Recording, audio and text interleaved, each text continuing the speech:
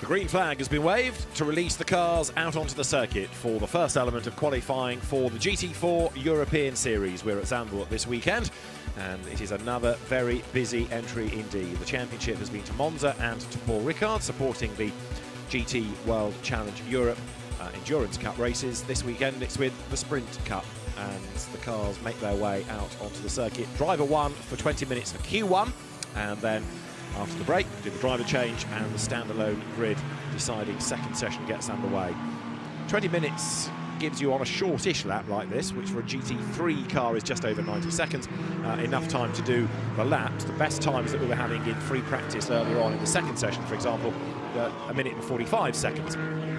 So you're not going to get too many in 20 minutes, and in fact the savvy teams will try and do the hard yards before about the 3/4 mark, bring the car in early, and then do the driver change and get your second driver all teed up and ready to go for Q2. David Addison trackside, and the pit lane is still emptying, even though most cars are on their outlap. But you can see how quickly time ebbs away. 26, the Porsche in the hands of Alexander Hartwig, ventures out onto the circuit. One of the many of the very smart 718 iteration Caymans that we have. 23 is the car that Bailey Voisin and Charlie Fagg share, and Charlie Fagg shown as being the first driver in that car, although one piece of paper said it was going to be Bailey Voisin, so query that one. We'll confirm as the session wears on. But with the cars out on track, I think that's the only one thus far I've seen that's got the query over the transponder. So over the timing line, onto a flying lap will go the two United Autosport McLarens, 32 and 23. 32 should be Gus Bowers. It is, and as I say, 23 was initially going to be Bailey Voisin, but the timing screen showing it was Charlie Fagg, so on to research. There is the first of the two cars. There was meant to be a third, and that was going to be for Richard Dean and Zach Brown, but Zach's gone to the French Grand Prix to pay respects to the late Monsieur Auger of McLaren, and so the third car scratched from the entry.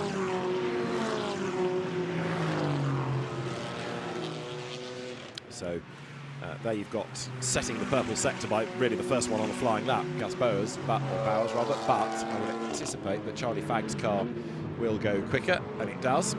Number 61 is already under investigation for crossing the white line on pit exit, Mauro Ricci.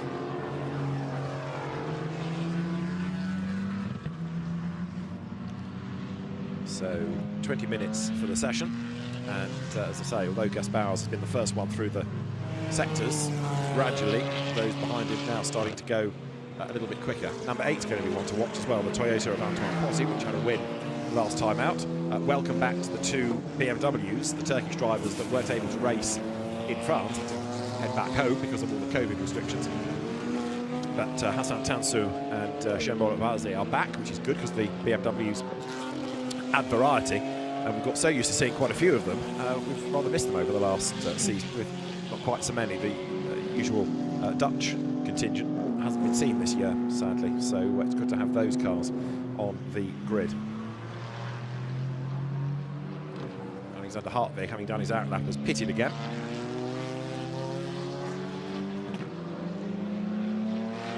Another car to watch will be Loris Cabirou with the car that did so well at Paul Ricard, the Alpine. Right, the 23 timing situation has now tripped itself back to being Bailey Voisin, but either way it's gone fastest. 1:45.204 from Loris Cabirou with the Alpine, and there is 23, so provisionally the fastest car thus far is the Bailey Voisin McLaren. Bailey, who's graduated with honours, it's got to be said, from the Ginetta Junior Championship in the UK. If you can do well in that, you can do well in anything pretty much. It is the ultimate school of hard knocks these days.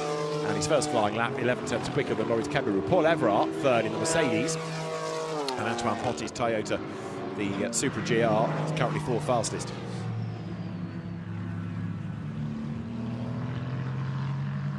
So Bailey Voisin faster on this lap, but even faster is Antoine Pozzi.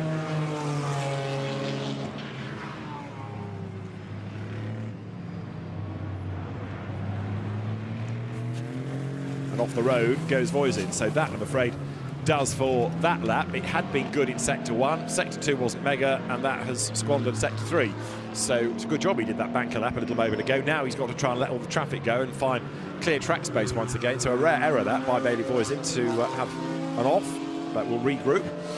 Who else do we need to keep an eye to? As I say, the Alpine is looking good for second fastest. Antoine Potti going strongly fourth. Cesar Gazzo's Aston Martin fifth, number 27. And I wonder whether Bailey Voisin's bailed for the pit lane or is bailing at the end of this lap. There is Antoine Potti in the Toyota. Winner last time out. So that car now heading towards the line.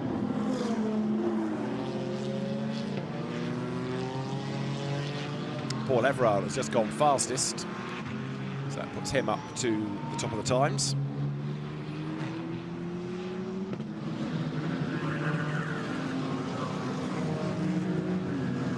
Got, as ever, Silver, Pro-Am and Am battles. And now, going well on home soil, Dutch driver Tijmen Naboers with the Chevrolet Camaro. So it's a proper grunt and go V8, ran on the V8 racing team. But he's done a 1:43.831 to go a fifth of a second quicker than the Toyota. As ever in this championship, great variety, which is good to see. There is Konstantin Dressler in the car that he shares with Dennis Vetzer, which is ready to go, the Allied Racing Cayman. Getting a report that Philip Faber has gone off the road at turn 11 and back on again, coming out of the Hans Ernst Bocht. But he has recovered. The Porsche seemed a bit breathless at Magny-Cours, so it's going to be interesting to see what they're like here. And that is Christian de Comte in strife. Oh, and he got a big tap in the back, didn't he? Was that Christophe Hamon? It was, I think, number 69. So yes, Christophe Hamon was the aggressor.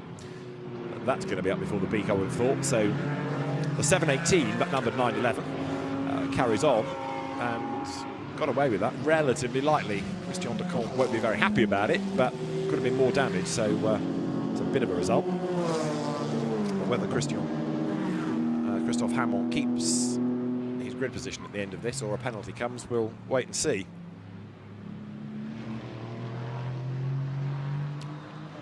Ivan Jacoma, number 718 Porsche, just goes up to second as you look at number 11, Hassan Tansu's BMW, turning its way out of the Tarzan hairpin. So the BMWs of the Borisov Automotive team back in the championship. And the other car, Chambol Ukbazi, did the absolute best Sector 1 on that previous lap, but then it all fizzled out in the last sector, possibly with people going off the road ahead. So Tijmen Naboers in the Camaro, still the fastest, but only 64 thousandths up on Jacoma in number 718 Porsche. Antoine Potti is third, and we just had on the timing screen the report of 911 spun and rejoined at turn 7. Well, it did, but it was certainly an assist. There is the second of the BMs, so Chembol Ukbazi, good in the first sector last time, down in it this time. Whereas the man that's gone fastest in Sector 1 is now Antoine Potti in number 8 Toyota. Christian de Comte comes back to the pits after that contact.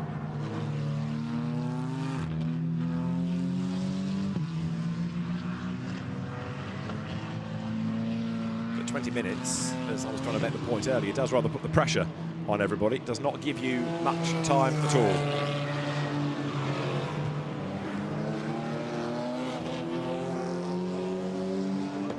So there, Chembol Ukbazi blasts on, but this lap is not looking like a pole lap, but he won't be 36th at the end of it all being well. Fabien Michel has just gone to the top of the times in number 42 Audi. So it's Audi, Chevrolet, Aston Martin, Porsche, and then fifth Aston Martin, Ruben Del Sart, another Ginetta Junior graduate, goes fifth ahead of Antoine Potti in the Toyota. Chembol Ukbazi goes through, and 10th puts the BMW into the top 10, so good effort that, 1:44.232, just ahead of Robert Consani.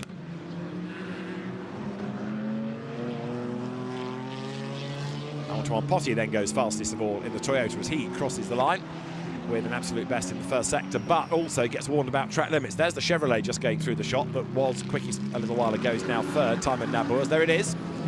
So the V8 Racing entry accelerates on.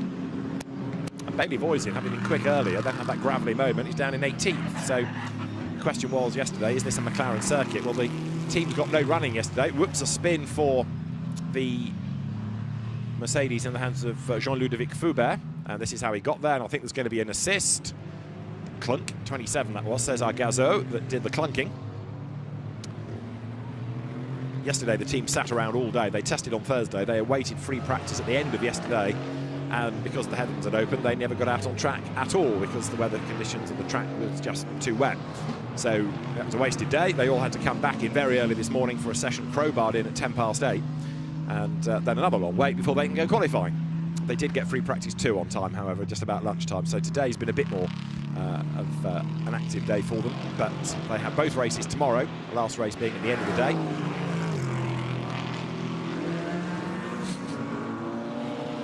There is Timon Naboers. Whoops, gets it all wrong, takes to the escape road.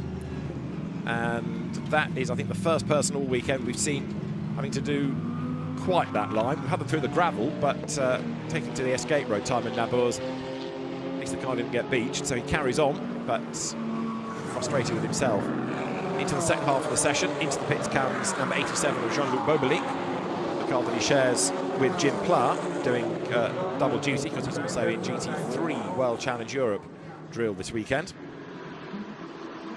Number 4 to the pits is Robert Consani, currently 12th fastest. And the Burger King-backed Audi that ventures down the pit lane now. That car from Team Speed Car.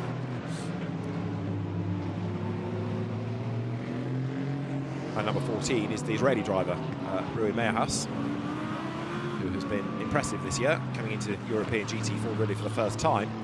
And Meahas is currently 10th fastest, improved on his last lap through. Now, Antoine Potti in the Toyota down to 6th, but has done an absolute best within the first sector. But his previous best lap of a 43.6 cancelled for abusing track limits. So Antoine Potti losing a lap time. Turn 11 is where they're being warned about the track limit abuse. And that is the first element of the Hans-Ernst Bocht coming down towards the back of the paddock. Through the Lyndike curve goes the Mercedes, chased by Aston Martin, and onto a flying lap they go. Fabien Michel, fastest currently in the pit lane. There's Ruben Delsart's Aston, then up the inside. Delsart is now 5th fastest, having just done a 43.945, so that puts him into the mix now.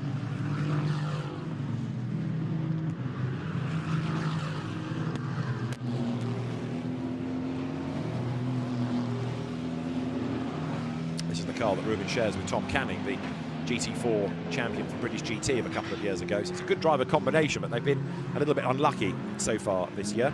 One car that's not yet really raised attention is number 15 Mercedes, that has had a win at Paul Ricard, and yet Javier Lloveras is only 13th fastest.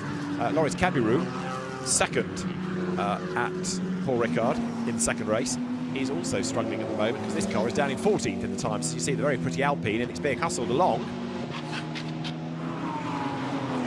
Gets up past the Warwick Barsley BMW there. It's a move on that to get itself back into clear track space. But Loris Cabiru is really working the Alpine very, very hard indeed. For a number of seasons, the GT4 European Series had a distinctively Dutch feel to it because the Dutch GT Championship ran for GT4 regulation, so it was sensible for the teams to do double duty. These days, very French feel. Again, the French Championship runs to GT4 regulations, so lots of the French teams coming to do this as well. But Saint-Aloc, the team that operates the fastest car, Fabien Michel, celebrating provisional pole, but only by 39 thousandths from Timon Naboers. It's very, very close indeed at the top of the times.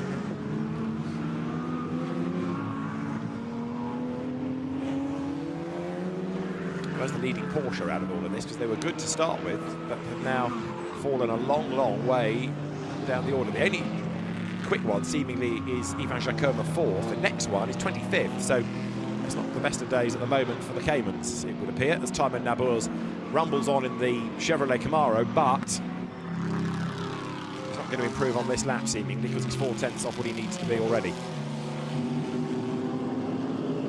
Off the banking he comes, over the timing line in a moment, or to the pit lane. To the pit lane is the answer, in fact, and he comes.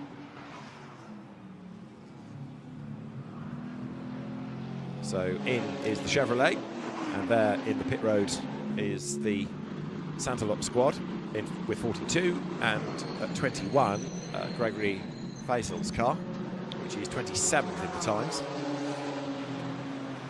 another of the Alpines they've seen, number 36, Stefan Guerin, being chased by 22. Now, Joel Sturm was really, really quick at Monza at the start of the year and has just gone fastest here, 1:43.558 last time around. So Joel Sturm up to the top of the times.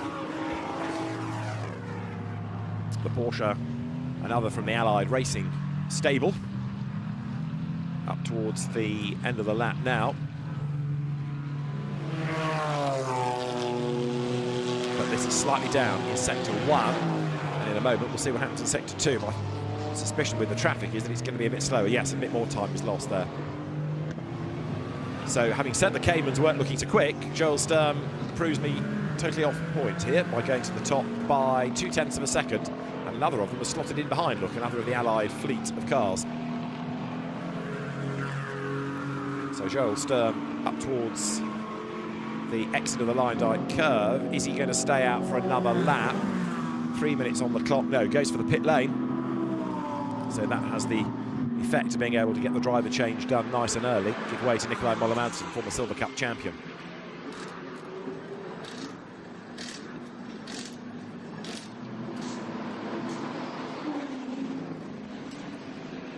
Number 34, Mercedes, goes through the pit stop, ready to change drivers.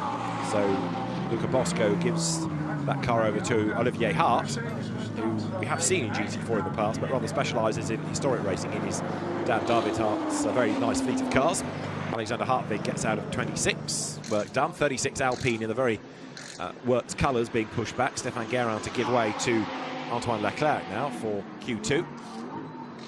And into the gravel, oh dear, is number 70, Jean-Luc Daria, and we've been told by race control that because we're tight on the curfew, the clock, if there is a red flag, will not stop, and I think we are going to have the session interrupted because of that car needing to be pulled out of the gravel. So that's probably the end of Q1, in fairness. It is purely Daria's mistake, but he gets onto the dust and the gravel brought by others onto the circuit, and around he goes.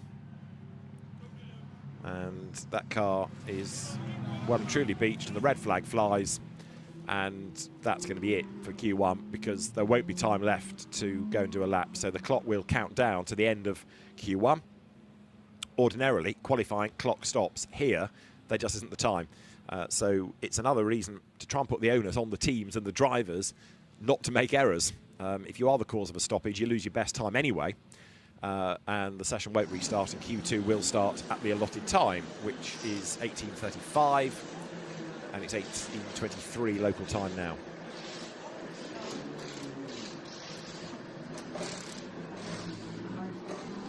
So the GT4 race director, Steve Burns, experienced British race official, tells the teams tough, but we're not going to, even with 2.5 minutes, there'd have been precious little time and point in getting the cars back out. Yesterday, they had the frustration of not being out at all. Tomorrow, when we have the races, the pit windows all move depending on which class you're in.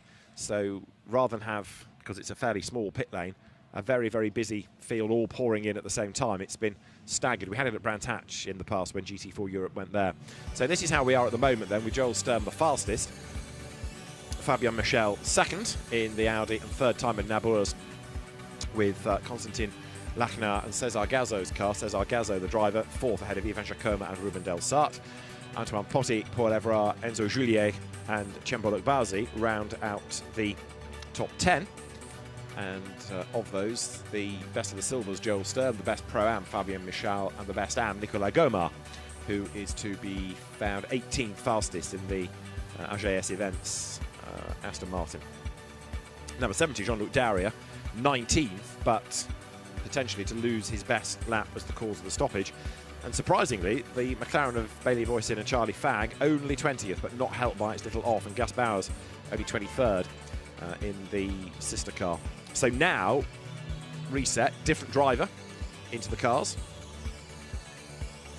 And we'll see how different a grid we're going to get for Q2. But the fastest then, Joel Sturm at the end of Q1, and the time as the target now, 1 minute 43.558. That's the benchmark. 38 of them, and the slowest being Pascal Bachmann in number 7, Aston Martin.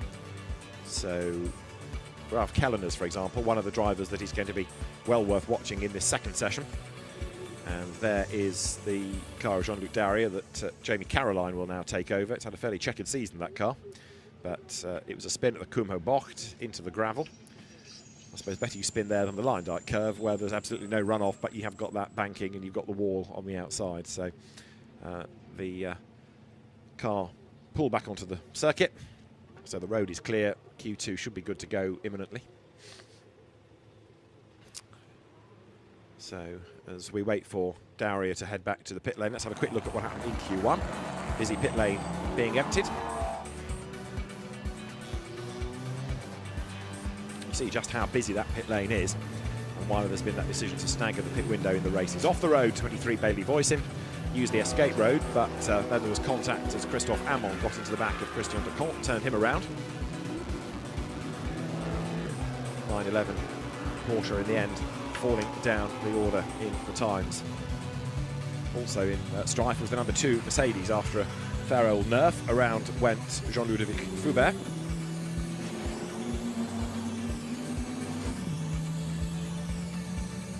Number 17 Timon Nabours was in good form to the midpoint, getting himself up to the top of the times. And then, of course, the red flag came out after number 70, Jean-Luc Darrier, had his spin into the gravel. So through it all, Joel Sturm's Porsche the fastest. Now we get set ready for the second 20-minute portion, which determines the second race grid.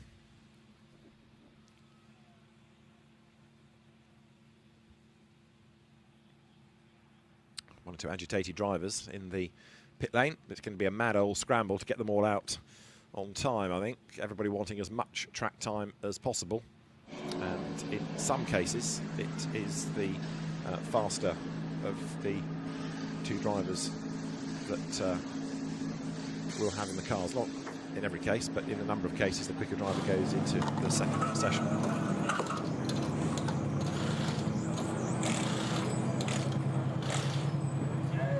So that's pit lane. Drivers get set. And we can see Mercedes, BMW going up one side, the Porsches, if you go left, they're the Allied racing cars. Zandvoort looking in great shape, it's got to be said, as the advent of Formula One gets closer and closer here. The circuit growing, being modified, changing its character all the time to welcome back a Dutch Grand Prix that many people never thought would be remotely possible. But it's happening later in the year, and is sure, regulations allowing, to get a massive crowd to cheer Max Verstappen to the echo.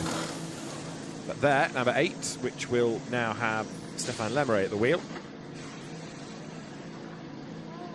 I've got to go and get my PCR when they go out. The cars ready to go in, what have we got? About 7 minutes before they venture out onto the circuit.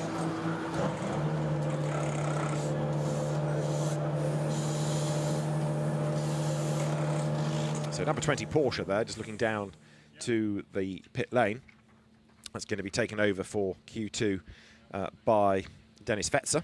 As far as the championships are concerned, the AM category being led at the moment by Michel Blanchimont and Christophe Amon from Max Tresoldi and Paolo Meloni, with Andrea Benezet and Wilfried Casalbon third. Pro-Am is Fabien Michel and Greg Gilver, ahead of Max Busnelli and Ivan Jacoma, with Jim Pla and Jean-Luc Bobelik in third spot. Stéphane Lemeray and Antoine Potty head the silvers, but only by a point from Bailey Voisin and Charlie Fagg. But those two are a long, long way clear on 78 and 79 points. Whereas third on 41 is Luc Ibanez and Xavier Ioveras. So quite a difference between the top two and then the third place team within silver. As I say, 3 different pit windows for tomorrow's race. For the silver cars, 23 to 30 minutes is the window. Pro-Am 30 to 37, and the AMs 25 to 35 minutes, just to try to reduce the number of cars all pouring in at the same time into what is a crowded pit lane.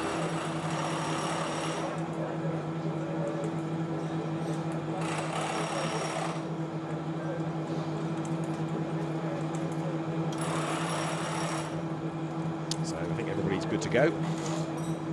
And is this going to be quicker than that time of Joel Sturm's? Is it going to be a low 143s or even a high 142s? Well, question will be answered in a moment or two, because the field has got about 4.5 minutes before the release, and then the final 20-minute activity of the day. So today the teams have been kept pretty honest, haven't they? 2 1-hour free practice sessions and 2 qualifying periods.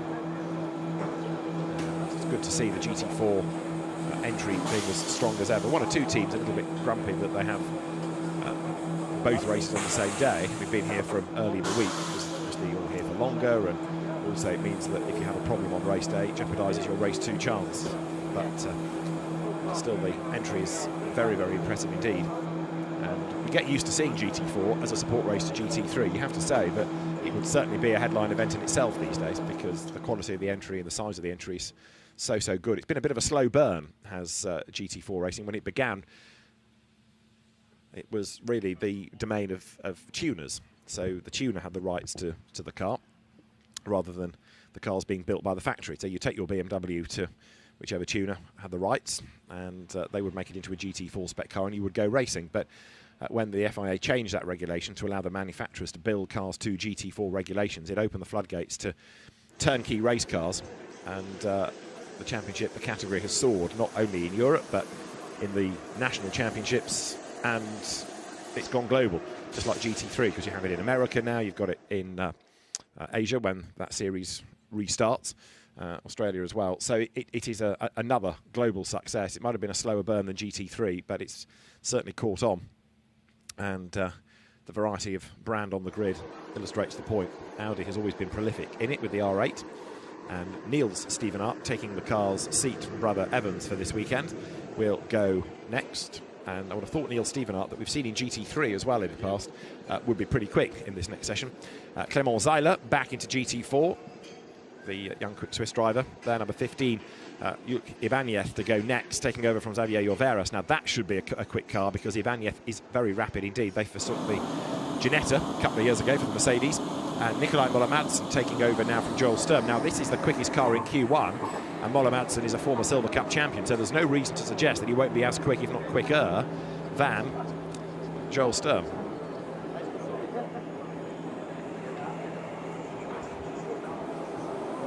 Nikolai Moller-Madsen came out of Volkswagen Audi Group Series, did have the occasional GT3 drive for Audi, but having won the Silver Cup for Phoenix in this championship, has struggled for a drive really with Audi, gravitated towards Porsches. That's the second of the NM Racing Team cars for Rafael Villanueva. In the Alpine there should be Antoine Leclerc next, very experienced single-seater, and if you go back a few years, FIA GT1 World Championship regular Antoine Leclerc. 45, the Indian driver Akhil Rabindra from the BRDC F3 Championship in recent years, he will go next. There is 26, Porsche from the Allied Racing Squad. Now the very experienced Joel Camathias will be out in that car, having been for a time a champ car racer in the States, and Camathias, the Swiss driver, ought to be quick, but seems to be struggling a bit this year, having split with Ivan Jacoma and going to the Allied Racing Team instead. 89, Nicolas Gomar and Eric Hare, and it is Eric Hare that will do Q2 for AGS events. So that Aston is good to go. Nicolas Gomar, AM champion last year with Gilles Vannelet, but new co-driver for this season. The fast lane will be open in a moment. 20 minutes of qualifying is set to get underway.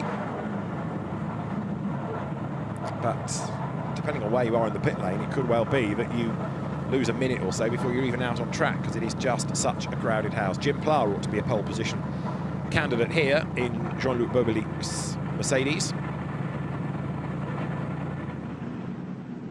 Number 4, Benjamin Lariche for Team Speed Car. Again, another quick ex-single-seater racer. So it's a proper quality entry, this. As I say, it's got a very French feel to it these days, but it's very, very competitive and a very strong quality entry, that's for sure.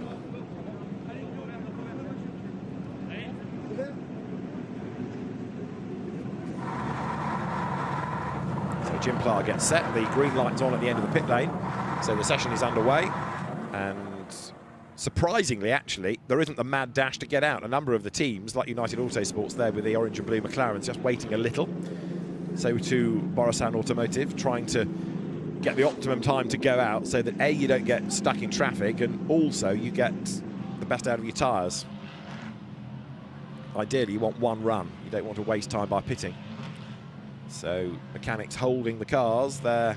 Number 42, Greg Gilver. Now that's going to be a one to watch for sure, because we know that Gregory Gilver, massively successful French racer, is quick. Michael Rabindra comes out of the pit lane. Berger Bessler is going to be at the wheel of the Borasan Automotive bright blue BMW there, ready to go. Team waves it away.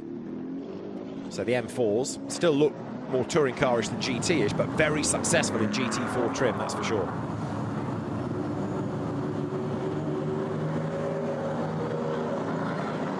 All of the Mercedes growl their way down the pit lane.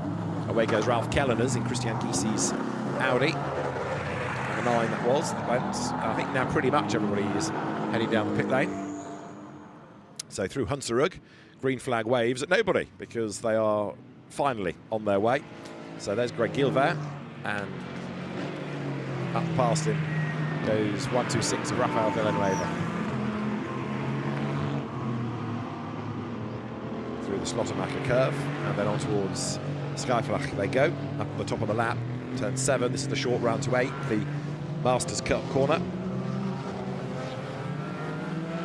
The Lumirank display at the moment, you'll see showing the car number rather than where they are in the times, because they haven't yet done a lap time, so you've got the car numbers evident at the moment. As Romain Iannetta goes through, there is now Michel Blanchemin in number 69, having taken it over from slightly aggressive Christophe Amon in that first session.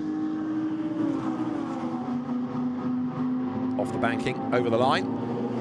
So a tip for pole. Well, it's going to be another wide open session, this I would have thought, but the usual suspects ought to be up there, like Lemerey, like Gilver, like Ibanez, like Yacht Raponge as well.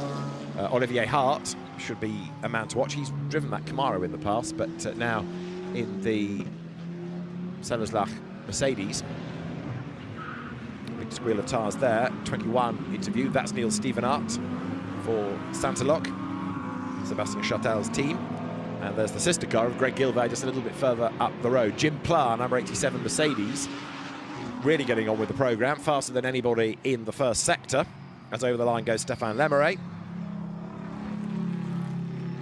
the hugely experienced Belgian driver, journalist racer, but very, very experienced, very successful as well, and as competitive as ever. The Toyota, of which there are 2, but the CMR squad running this car, running Alpines, and also running GT3 Bentleys here this weekend. It's a massive undertaking, but Charlie Buchart's team doing a very, very good job.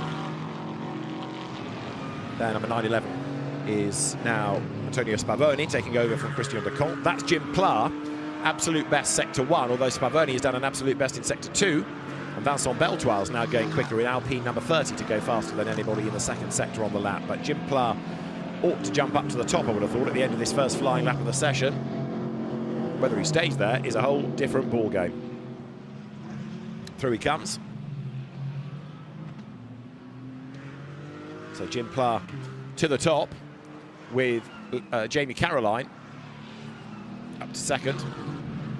And then Antonio Spavoni in the Porsche goes fastest, then Vincent Beltoise goes fastest. So almost with each car now, the order changes. Romain Iannetta gets into that mix, so too does Marshall Blanchemin.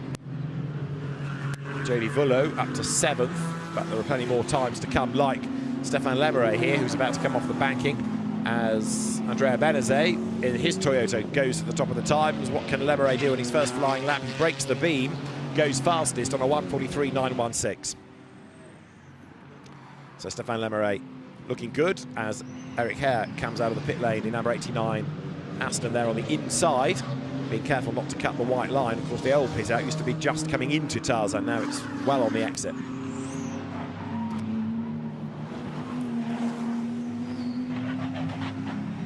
can hear the splitter grinding on the ground as the cars cope with the banking of turn 3. Now, what about Lemerey on this lap? His last was very good. There's been an incident between Eric Hare and also number 4 of Benjamin Lariche, and that's under investigation. Timothy Bure now looking quick. Number 88 Mercedes with an absolute best within the first sector. There is the Max Tresoldi driven BMW. And this is Bure. So over the curb he comes. At the moment, Timothy Bure is 13th fastest, way up the curb there. Of course, the GT4 cars don't have the aero that GT3 machinery does, so you can see them moving around that little bit more. They are slower, of course, but there's no lack of commitment from the driver. They're cars that reward commitment. They're a bit easier for the AMs to go racing in as well. 1 or 2 back to the pit, surprisingly, as Timothy Bure goes to the line. And where's that lap going to put him? Fastest, absolutely perfect lap, 3 purples.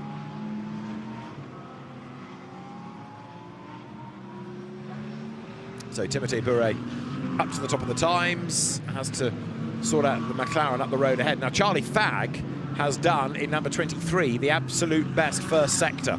So Charlie Fagg's United Autosports car, that's the Dean McDonald entry, you can just see at the back of the shot, the sister car, but number 23 of Charlie Fagg, who won at Monza, dominated both races at Monza. Charlie Fagg and Bailey Voyes in that car now is looking like it could well go top come the end of the lap.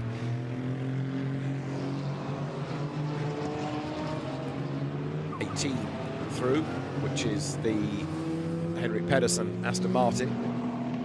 Marcus Lundstrath drove, but Henrik Pedersen not quite as quick. Right, Charlie Fagg, absolute best and a personal best in number 23 McLaren. There he is, coming now down towards the Kumo Bocht, and he's on the limit. He's up the curb, got away with that, did Charlie? Part of the BRDC's Rising Stars programme to promote young British talent. And where does the lap put him? He is on his first flying lap as well, this, about to break the beam.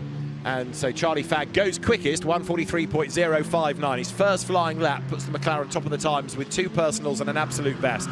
Excellent effort. Only a 10th quicker than Timothy Bure, but it is quickest.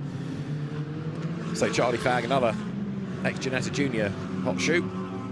Sat out last year, couldn't get the deal together. Didn't whinge about it, just regrouped. Came out fighting for this season. So Greg Gilbert down to 3rd. What have we got left? 12 minutes. Got ticks on down.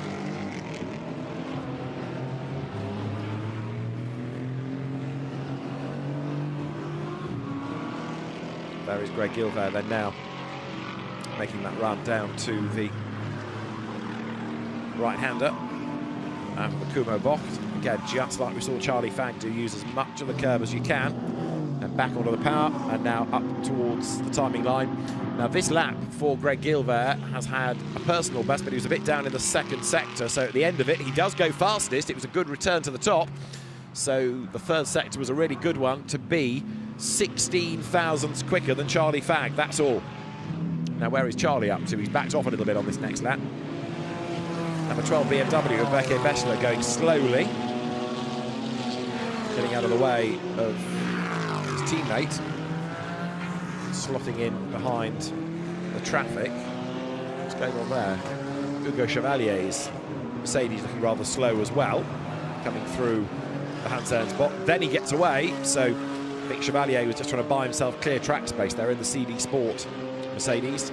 And now, look, Bessler almost tripping up number 70, which is Jamie Caroline, 15th fastest. So that BMW now accelerates, now gets on with the programme, trying to let everybody go, get as much clear space as you can.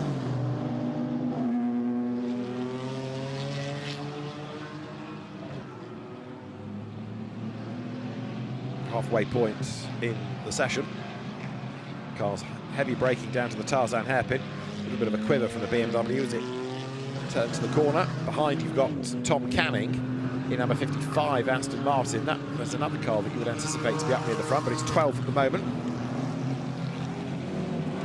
Deep to the banking at turn 3, the Hugenholz-Bocht goes Becky Bessler, and now he is moving swiftly, isn't he? This ought to be a pretty decent lap for the BMW then. So number 12 through Hunsrud.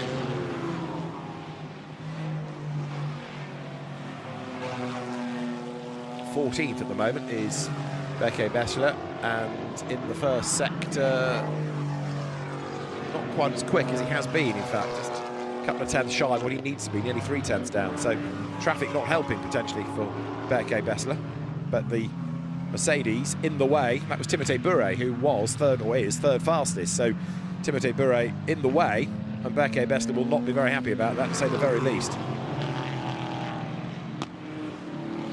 He backed out of the lap, I think he might have done. So that was one that started well, but with no help at all, it's got away from him. So yes, he's lost 2.5 seconds in that middle sector. Calm, regroup, go again if the tyres will allow.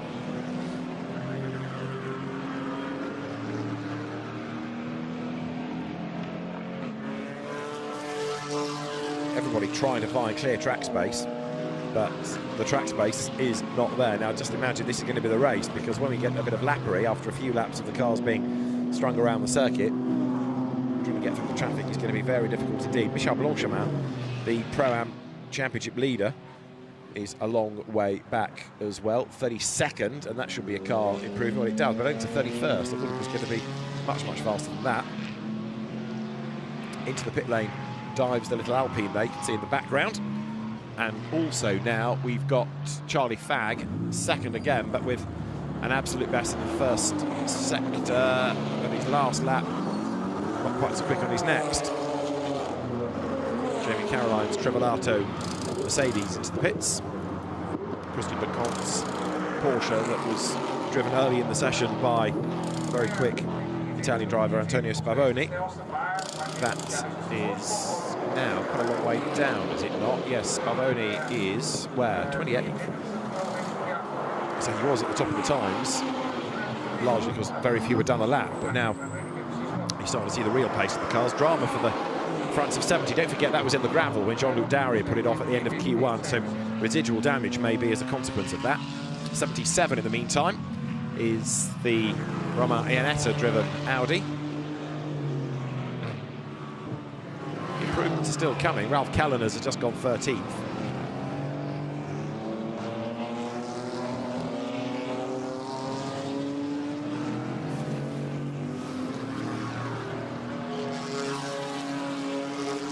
So Romain Iannetta up towards the conclusion of a lap, 7 minutes to go.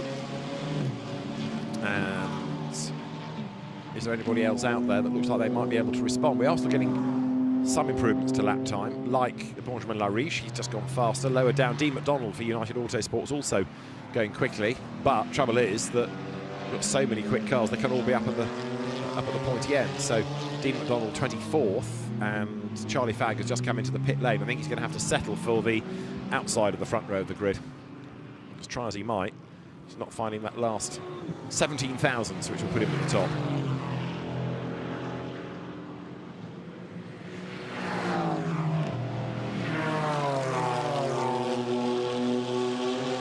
The other one that's disappointing is Jim Pla, who was only 35th. Now, you would anticipate that Jim Pla would be right up at the top, so maybe now 87 Mercedes is one to keep an eye on. It is, he's just gone fastest, so Jim Pla goes to the top, 1:42.955, and Timothée Bure, who's been getting in people's way, has now got himself some clear track space and an absolute best in Sector 1.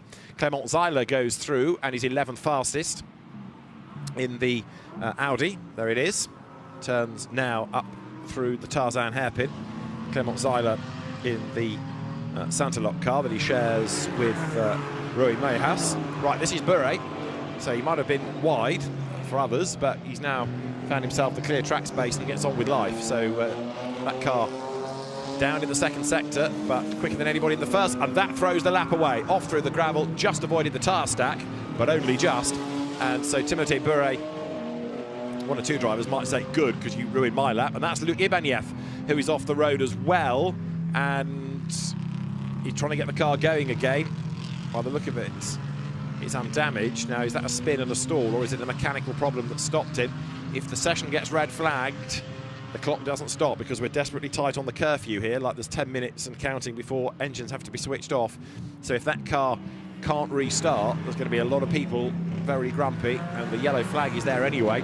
So Pla, Gilbert, Fagg, Bure, Lemeray, and then Max Busnelli, number 718 Porsche, to round out the top six.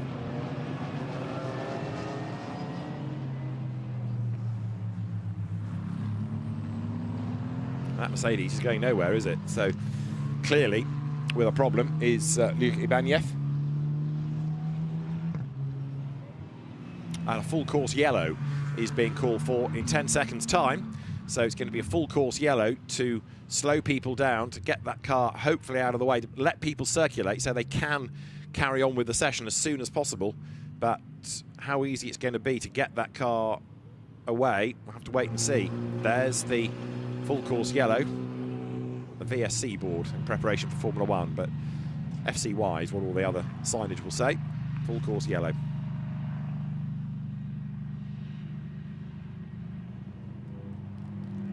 There's the snatch vehicle.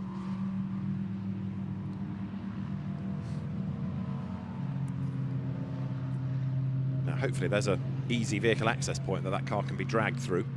So across the grass, round the back of the gravel bed, maybe, but all of this eats into the session and tyre temperatures and pressures drop, and it becomes difficult for the teams to instantly get on their toes and do a lap time before the end. So even though the session is still notionally live, it's not going to be easy, I don't think, for the teams to be able to do a lap time before the very end.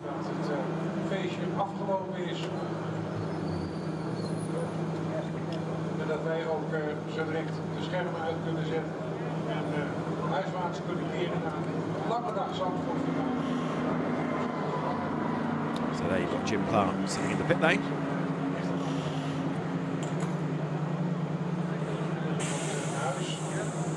And that Mercedes is 88 thousandths quicker than Greg Gilbert's Audi.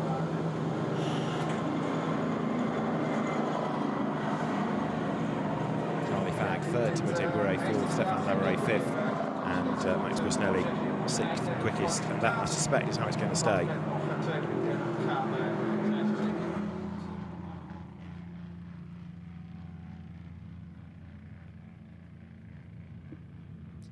So the Mercedes being cleared from the road, but the suggestion looking at it is that it's a mechanical drama that stopped what is normally one of the quick cars.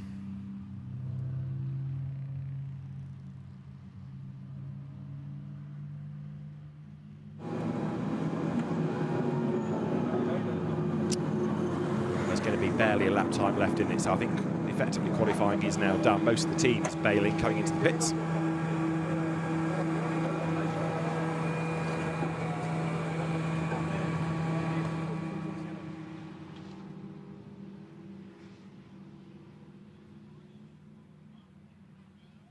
So a flying lap is 1 minute and 42, less than a lap time left in the session. Session's effectively over, so the cars kept circulating in the hope that it could be a quick fix and be released, but there's a very happy Jean-Luc Bobelic sprinting across the pit lane to celebrate with Jim Pla, fastest then in that session.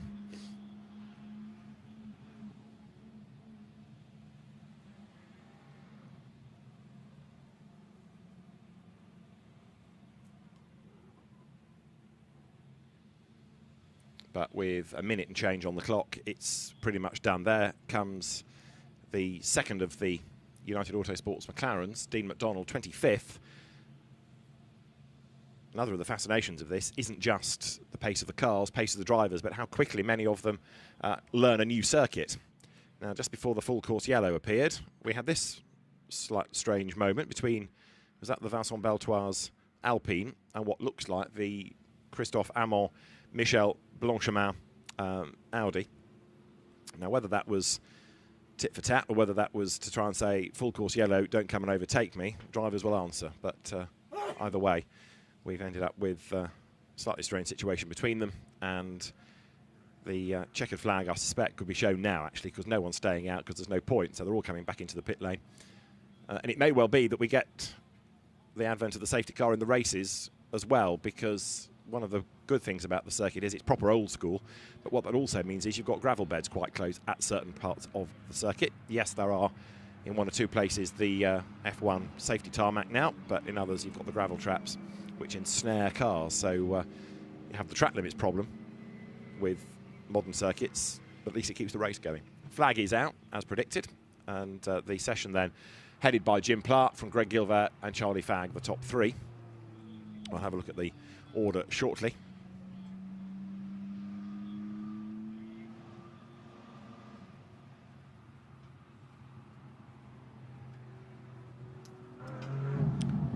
So let's have a quick look at the provisional order. Jim Pla it is that tops the times for ACA ASP in Jean-Luc Bobelic's Mercedes, from Fabien Michel and Greg Gilvert's Audi. Greg Gilvert doing the time. Charlie Fagg third ahead of Timothée Bouret, who squandered his best chance at the end when he went off the road. Stéphane Lemeray fifth ahead of Max Busnelli, and then the troubled Mercedes of Yuki Ibaniev. Hugo Chevalier's Mercedes eighth, the Mercedes of Olivier Hart, local man, ninth, and then Konstantin Lachnauer rounding out the top 10 from Clément Zeiler, Tom Canning, Job Raponge, Ralph Kelleners and Benjamin Lariche. 16th fastest is the Sebastian Bode Mercedes from Romain Iannetta. Becky Bessler 18th in the end from Benjamin Ricci, and Jamie Caroline's slightly troubled Mercedes only 20th from Jody Vullo. Akil Rabindra's Aston 22nd ahead of Antoine Leclerc, Neil Stephenart, Dean McDonald.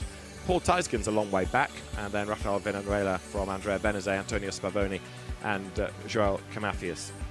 So none of the Caymans really having a mega session, must be said. And looking further down the order, big question mark over Nikolai Moller-Madsen, the car that was fastest in Q1, 35th in Q2. Now, whether that's because the car was leaving its lap towards the end and it was thwarted by that car of Ibaniev being parked by the side of the road, the team must answer for. But that's a real ponderance, that, after such a good effort in Q1. And Moller-Madsen, you could say, is the quicker driver. He's more experienced. So it doesn't really make sense, other than mistiming a run, that car should be so far down the order. So the teams now make their way down the pit road. Work done for the day. Busy day tomorrow with 2 races. And let's have a quick look at the highlights of Q2, with the very busy pit lane gradually emptying. Stéphane Lemeray in the Toyota on his toes, trying to wriggle his way through the traffic and get a clear bit of track space, which was easier said than done around here. Jim Pla managed to do it though in 87 Mercedes.